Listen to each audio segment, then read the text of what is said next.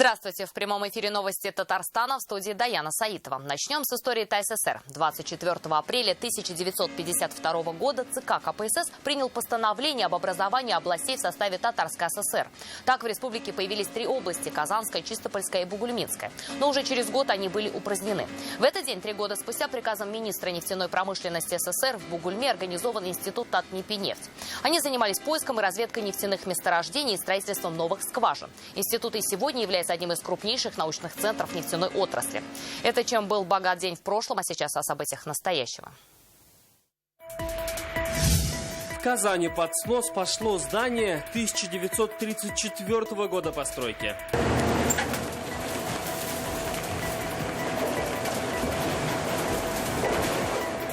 Почему начался демонтаж объекта, разбирался Салават Мухаммадулян.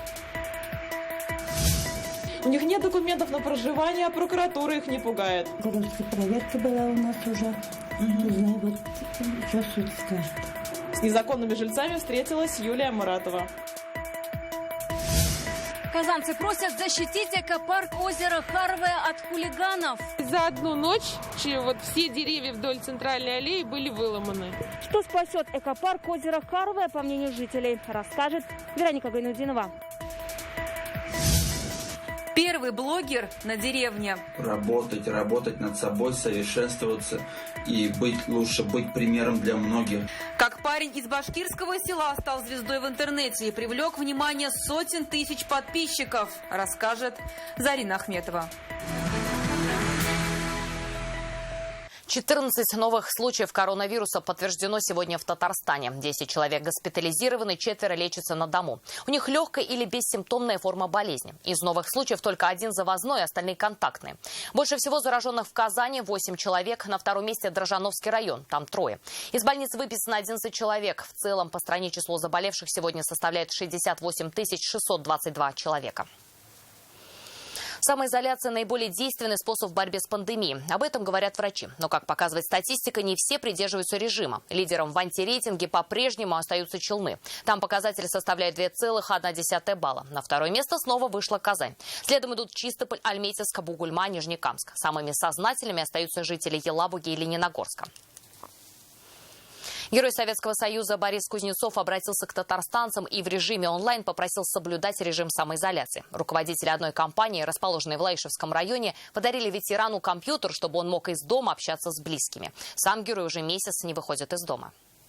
Мы должны сидеть в этот период времени дома, проводить все, что необходимо. Главное не заболеть этой болезнью, этой заразой. Почему сейчас особенно важно находиться дома? В Татарстане на данный момент зарегистрировано 426 зараженных COVID-19, и отследить все их контакты становится невозможно. Если те, у кого болезнь протекает без симптомов, и люди не подозревают, что они заражены. Количество инфицированных увеличивается. Мы уже теряем контакт откуда? Если мы первые случаи, первые 100 человек, 150 человек знали, откуда это пришло, сегодня мы уже теряем. Огромное количество людей, вахтовиков у нас, даже в сельских районах. И вот что такое карантин? Да? Он пришел, он вроде бы в карантине, а там семья, да? Значит, она пошла в магазин или там еще кто-то зашел к ним. И все, вот пошло-поехало. Не было у него никаких симптомов, да? Раз. Если бы это сразу, вот он отрицательный, и раз положительный. И сегодня Рустам Минниханов принял участие в совещании по поддержке отечественного автопрома, которое провел Владимир Путин. Президент страны отметил, что в российском автопроме занято около 300 тысяч человек. Плюс в этой сфере работает малый и средний бизнес, автосалоны и сервисные станции. Владимир Путин поручил, работа заводов должна продолжаться при соблюдении всех санитарных мер. При всей остроте текущего момента нам важно видеть стратегические ориентиры развития автомобильной промышленности. Так выстраивать партнерскую работу бизнеса, регионов, федеральных ведомств, чтобы обеспечить долгосрочную устойчивость отрасли. О ситуации на КАМАЗе президенту России доложил Сергей Когогин. Он предложил опережающие закупки автотехники для федеральных ведомств, запланированные в 2021 и 2022 годах, и применение спецтехники при дезинфекции общественных пространств. У наших военных уже есть опыт применения этой техники в Италии. Такая техника активно используется в Москве, в Московской области и в других регионах. И мы готовы поставить ее в необходимых объемах и различных модификациях. Во время особого режима особые вопросы. Что можно и что нельзя? Где сейчас заболевшие? Как учить детей и когда вывезут мусор? В Альметьевске уже третью неделю ответы звучат в прямом эфире Инстаграма главы района. Как решается проблема онлайн и как работает такой формат? Сегодня нам об этом тоже онлайн рассказал Тимур Нагуманов. Здравствуйте. Здрасте. Тимур Дмитриевич, вы всю эту неделю активно общались с альметьевцами в прямых эфирах. Мы видели, что много вопросов по коронавирусу и жизни в изоляции. Как показал себя данный формат диалога? Люди очень активно участвуют, то есть мы уже общаемся в таком формате не одну неделю. В день поступают сотни вопросов, реально. Я каждый из них смотрю сам, читаю, но отвечаю сам буквально в редких случаях, когда это прям вот необходимо. Как правило, я фиксирую этот вопрос и отдаю его в работу службам. И каждая служба в течение суток обязательно должна выйти на связь с человеком, с заявителем, отработать его тему, его вопрос. Если посмотреть топ вопросов, что больше всего беспокоит горожан? Хороший вопрос. На самом деле, статистику прям вот такую накопительным итогом, честно говоря, не подводили первые недели, потому что просто старались, главная задача была разгребать все, что поступает. Очень многих волнует до сих пор тема перемещения, то есть задают вопрос, а как мне быть вот в этой конкретной ситуации, какой СМС, можно, нельзя. Очень много вопросов поступало, особенно первое время, но и сейчас тоже, по поводу дезинфекции. Ну и на самом деле много вопросов поступает по поводу целевой точечной помощи. В Альметьевске есть зарегистрированные случаи коронавируса. В этом плане какие вопросы поступают от альметьевцев? Всех всегда волнует, сколько у нас официально подтвержденных. Вопрос ажиотажный до того момента, пока мы не расскажем все нюансы и подробности. Я стараюсь в каждом прямом эфире об этом говорить, и альметьевцы получают объективную информацию. Вы практикуете совместные эфиры со специалистами, например, с Роспотребнадзора, с ЦРБ? Допустим, было много вопросов, особенно первые дни, по поводу дистанционной формы обучения, как она будет организована. Мы несколько провели прямых эфиров, куда я приглашал начальника управления образования. Люди конкретно, точно уже начали в эфире прям писать о том, что в каких-то школах эта информация все равно не дошла. И она не реализуется должным образом. После этого мы навели, конечно, порядок абсолютно везде. Большое вам спасибо. Ну и хорошего дня. Будьте здоровы, Тимур Дмитриевич. Спасибо. Всем здоровья. Единороссы ищут новые формы поддержки граждан в период пандемии. Сегодня прошло всероссийское селекторное совещание партии с регионами. В нем принял участие Фарид Мухаммедшин. Сейчас «Единая Россия» пересмотрела внутрипартийное финансирование, чтобы помочь нуждающимся. В Татарстане развернуты волонтерские центры. Они передают продуктовые наборы, лекарства и гаджеты для дистанционного обучения. Сегодня предложили обеспечить наборами и медиков на передовой. Как предприятия Татарстана переключаются на антивирусную программу, читайте в интернет-газете «Реальное время». В этом году в Челнах намерены сдать все дома обманутых дольщиков. Сейчас таких в Автограде 224 семьи. Они остались без жилья, когда 7 лет назад обанкротилась компания «Фон». В городе для них достраивают 2 дома. Сегодня на стройке выехал мэр Наиль Магдиев. Все ли будет сдано в срок? О планах строителей Юлия Муратова. То, что вы видели, и то, что стало. В завершении строительства домов 65-6 и 65-10 челнинские дольщики ждали долгих 7 лет. За их завершение взялись новые строительные компании в минувшем году. Что успели, оценил мэр города Наиль Магдиев. Во дворе уложен асфальт, готовятся детские площадки, сажают деревья. Доделать все обещают в мае. Внутренние дела, внутренние все. Разводка, электричество, отопление, слаботочка вся практически выполнена. Единственное, осталось установить приборы. Несмотря на самоизоляцию, 17-этажные и 10-этажные дома уже почти готовы. В них заселятся 200 обманутых семей. На достройку ушло 265 миллионов рублей. С материалом проблем никаких нет. Все вовремя завозится. Люди работают в полном рабочем режиме.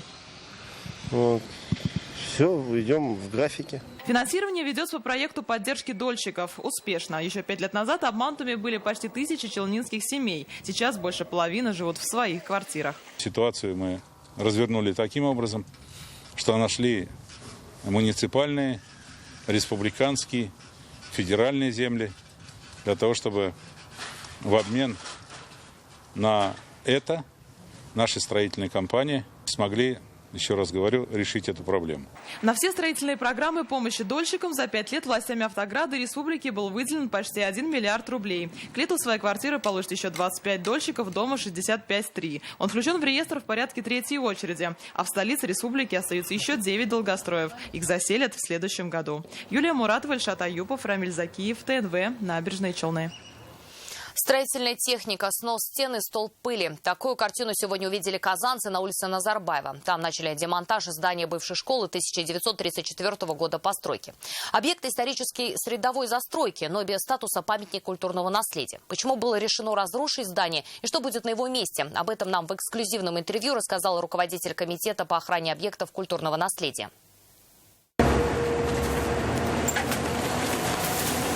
Легким движением ковша экскаватора стена превращается в строительный мусор и пыль. Так, без церемонии сегодня с лица города пропало здание с адресом улица Назарбаева, 37. Объект 1934 года постройки. Долгое время здесь была школа, затем отдел полиции. Но сегодня пришло время сноса. Это объект не является объектом культурного наследия и относится сегодня к средовой застройке. Здание сопровождается и высоким уровнем грунтовых вод, и постоянным подтоплением подвала здания, разрушается кирпичная кладка. В общем, сегодня, в принципе, здание исчерпало несущую способность.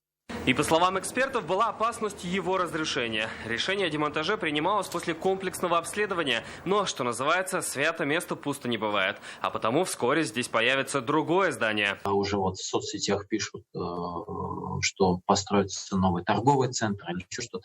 Никаких, намерений освоения в коммерческих целях на сегодняшний день не имеется. Сейчас в комитете ждут эскизов будущего здания, которое появится на этом месте. Будем дальше выносить на общественное обсуждение, естественно. Чтобы мы понимаем, на сегодняшний день внешний фасад здания имеет определенные архитектурные элементы, и такие требования мы будем, безусловно, ставить полное воссоздание внешнего облика. Проект же будущей постройки планируется согласовать за 3-4 месяца. Салават Мухаммадуллин, Игорь Романов, ТНВ, Казань. Уже 18 лет они живут в подвале одного из домов на улице Тверской. Две семьи получили там жилплощадь от работодателя, трудятся дворниками в том же дворе. Только помещения эти, по мнению собственников дома, для жилья не предназначены, и живут люди там незаконно и бесплатно. А стоимость потребляемых ими коммунальных услуг распределяется между всеми жильцами дома. Наши корреспонденты выслушали все стороны. Здесь тоже ничего не убрано. Здесь есть колясочная. Вот если посмотреть, там все видно. Они не просто складывают свой инвентарь под лестницей, а живут там уже 18 лет. За этими дверями в подвале 5-го дома на Тверской обосновались сразу две семьи. По словам остальных жителей, незаконно. Можно брать комнату? Зачем? Общаться с нами жительница подвала не захотела, а вот ее соседка Сария Хакимова рассказала, работает вместе с мужем дворниками, а жилье получили от управляющей компании Московского района, по совместительству их же работодателя, безвозмездно. Документы у вас на квартиру есть? Как? Да, незаконно дали. А почему какую-нибудь квартиру не подыщите себе? Ну, пока жилье у нас возможности не было. Вот. У нас прописка есть, город Ознакаева. Внутрь своих квартир жильцы нас не пустили, но уже снаружи видно, что они здесь обжились явно не из-за нехватки средств к существованию. Установлены пластиковые окна, решетки, а на подоконниках стоят декоративные горшки с цветами.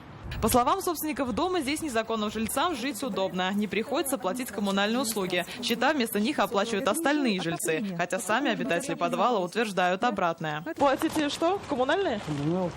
Ага, сколько у вас в месяц приходит? По 5, по 7. Расход за электричество бешеный идет по всему дому в целом. Потому что по определению подвальные помещения в жилых домах, они неотапливаемые. У них там электрополы, электроотопление.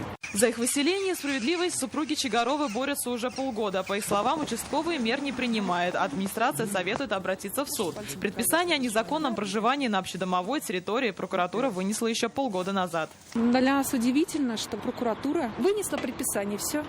А проследить за их исполнением, видимо, как-то не решились. Предписание есть, а результата нет. Управляющая компания от проблем собственников отстранилась. Управляющая компания не контролирует вопрос жилищного факта проживания. Эти все отношения у них возникли еще до нас. Правовых оснований не было никаких у управляющей компании передавать данные помещения. Собраний жильцов не проводилось на этот счет. Никто их мнения не спрашивал. Также имеет право обратиться с иском о моральном вреде, если есть материальный вред. Кто должен ответить за незаконную передачу помещений? Ответственна ли действующая управляющая компания за бездействие? Будут ли возмещать ущерб сами жильцы? Разбираться будет суд. Собственники уже подали коллективное заявление и собрали подписи. Юлия Муратова, Рамзиль Гарипов, ТНВ, Казань. Казанцы просят защитить экопарк озера Харовое от хулиганов. На днях там вырвали молодые деревья, посаженные самими жителями. По их словам, борются с вандалами они уже около 5 лет. Парк давно стал народным и благоустраивается силами активистов. В чем они видят спасение? Вероника Ганудинова. Еще 4 дня назад здесь росли высокие деревья, которым уже более 5 лет было. И за одну ночь все деревья вдоль центральной аллеи были выломаны. На утро жители нашли только лежащие рядом саженцы. До этого, по их словам, вандалы не раз ломали и металлическую лавочку. 2 года назад неизвестные открутили скульптуру царевны-лягушки в центре озера и спрятали в камышах. Выламывают перголы. Мы кованные перголы эти купили за свой счет. Установили тоже жители за свой счет. Уже более 5 лет длится вот такое противостояние между жителями и вандалами. Здесь в основном вечером, после часов 9, наверное, собирается молодежь. Они и спиртные напитки здесь распивают, и курят. Парк озера Харовое давно стал народным. На этом месте хотели построить заправку, но жители окрестных домов отстояли кусочек природы. Тогда в ситуацию вмешался Рустам Миниханов. Всю эту природную красоту практически в центре города поддерживают сами жители. Они разбивают клумбы, сажают кусты, красят заборы, устанавливают стенды. И чтобы все это поддерживать и дальше, по их мнению, здесь нужны камеры видеонаблюдения. Я считаю, что видеонаблюдение необходимо. Мне больно. Мне больно за все. Жалко, когда в парке хулиганят, ломают деревья, ломают саженцы, мусорят, ломают скамейки. Поэтому за парком нужно наблюдать, и его нужно охранять.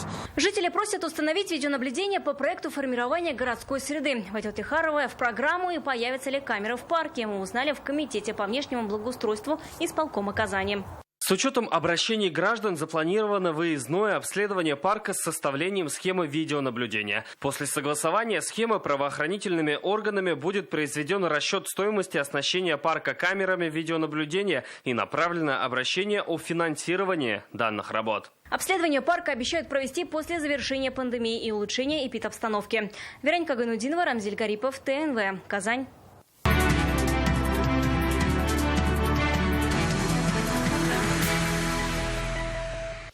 Его костюм, галоши и телогрейка, автомобиль, телега, а лучшие друзья – коровы и куры. При этом подписчиков более 700 тысяч. Своим примером Айдар Калимулин доказывает, что стать популярным можно и живя в деревне. Для этого нужны телефон, немного фантазии и чувство юмора. О том, как сельская жизнь оказалась в объективе городских жителей, Зарина Ахметова. Сейчас покажу деревенский фитнес-клуб. Забыл сказать, это еще и солярий. Вот оно. Все виды упражнений на бицепс, трицепс, можно качать ноги. Все о жизни на селе. Открыто, без гламура и ретуши. Таков контент странички Айдара Калимулина из Башкортостана. Уже с детства он, как говорится, на «ты» с домашним хозяйством. И скотину накормит, и навоз раскидает, и корову подоит. В деревне я живу на протяжении 25 лет. А мне как раз-таки 25 лет, значит, я родился в деревне. Хозяйство у нас достаточно-таки большое, если сравнивать с другими. У нас огромное хозяйство. У нас есть коровы, их 2, жеребенок, 2 лошади, очень много кур. И все они становятся непосредственными участниками его смешных роликов. С ними он празднует день рождения. Если ваша вечеринка не похожа на эту, не вздумайте меня звать. Ты что, накидался, что ли, уже? Пьет чай. Просто общается. В какой барбершоп ходите? Неудивительно, что сейчас у Айдара Калимулина более 700 тысяч подписчиков. Для городской аудитории его истории стали практически экзотикой. Подарок от животных. Праздничный тортик. Вот и свечка. Все свои влоги я снимаю на обычный телефон. И снимаю их параллельно, когда работаю. Потому что отдельного времени на съемки у меня нету. Когда ты работаешь в хозяйстве, ты абсолютно ничего не успеваешь. Очень много дел, особенно весной и летом. Потому телефон у него всегда под рукой. Никогда не знаешь, когда снова найдет вдохновение. А в деревне каждый день как приключение. В дальнейшем в рамках блогерства я также хочу развивать свой Инстаграм, работать над собой, совершенствоваться и лучше быть примером для многих, для детей, которые растут в городах, показывать им сельскую жизнь. Не нужно стесняться показывать свои деревенские будни, говорит Айдар своим зрителям. И как бы ни росли сегодня города, деревня живет и будет жить. Зарина Ахметова, ТНВ, Башкортостан. Праздник в наших сердцах и на телекранах. Из-за пандемии мероприятия 9 мая перенесены на неопределенный срок. Наш телеканал проведет акцию «Бессмертный полк» в эфире. Как с экрана увидеть лица тех, кто погиб, защищая Родину, и почтить их подвиг? Вероника Ганудинова. Бессмертный полк победы. Это кадры 9 мая 2019 года. По улицам Казани сотни тысяч людей идут победным строем, неся над головой портреты своих родных и близких. Тех, кто погиб, защищая свою родину.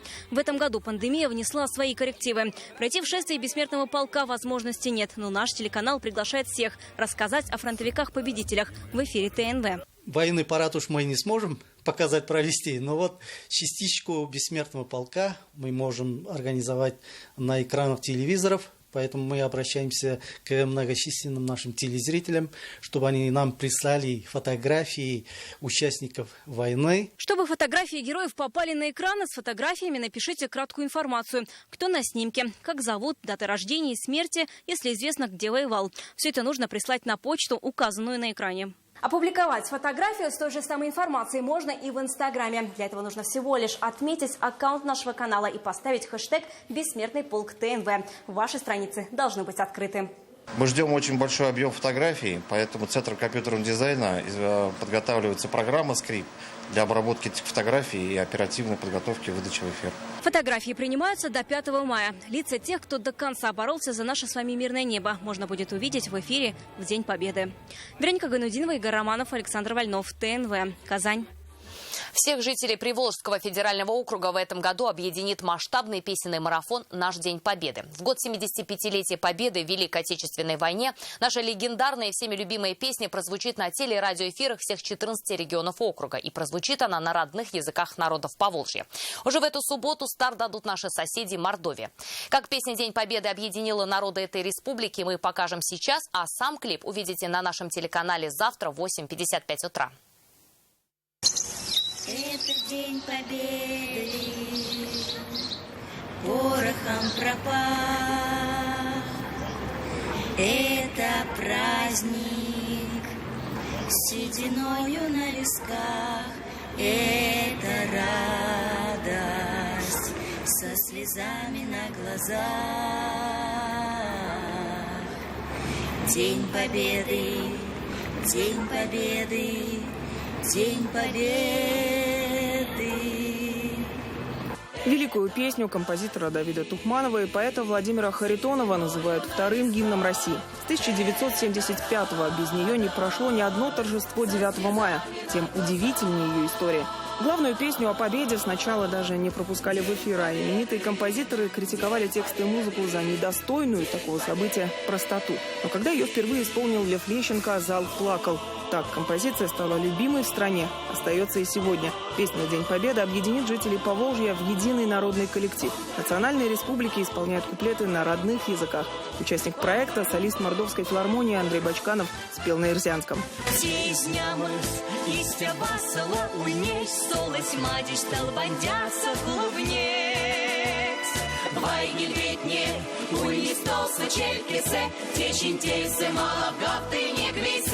Это очень здорово, что мы все в едином порыве на 3 языках нашей республики презентуем эту великую песню Победы.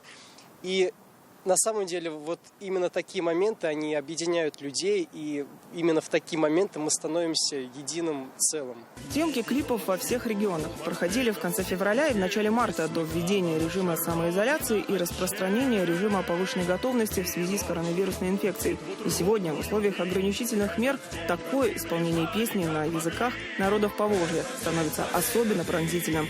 В проекте участвовали не только народные ансамбли, эстрадники, мэтры джазового и академического вокала. А песня объединяет всех. Что народники, что эстрадники, что другие академические певицы. Песня – это радость в душе, которая соединяет все народы на всех языках. Тем более такая песня. И тем более такая песня. Это же глыба на все века. И мы это исполним на своих родных языках. Ирзянский и макшанский язык звучало на День Победы. Те изнямусь. Шумбратяде, совсем бунди мордамс, я пепель баласком шатям срасать лас. Мен Европа, йотас кпеля мастерланд. Житель малость кофтусь козовик не сад. Это День Победы, порохом праба. Это праздник, сединою на висках. Это радость со слезами на глазах.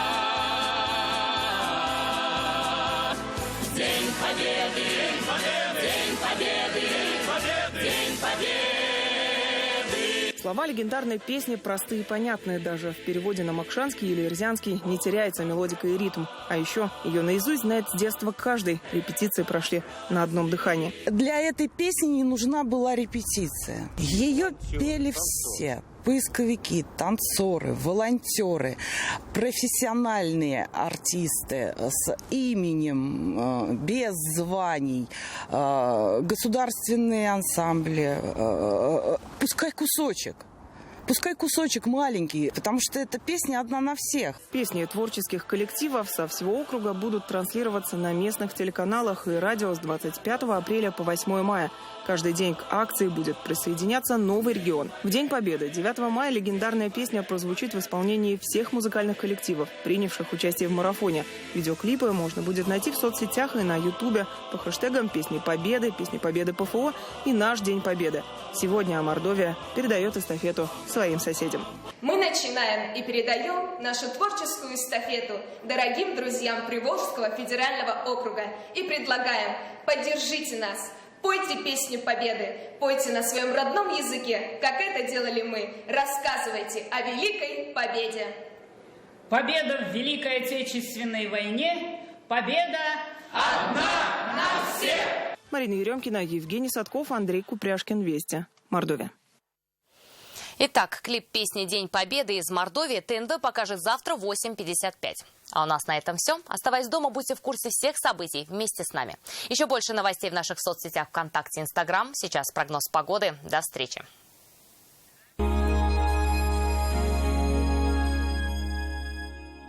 Журнал «Теле7». Каждую среду свежие эмоции. Агрофирма Атабаевская реализует суточных гусят и утят. Яйца гусиные и утиные. Недорого и с доставкой. Телефон в Казани 212 11 53. Доступные удобрения для садоводов. Совместный проект «Джой Уралхим». Мы вместе делаем радио. Ты выбираешь лучшую музыку. Ты выбираешь новости онлайн. Спасибо за твой выбор. Болга Радиосы. Мы первые в Татарстане.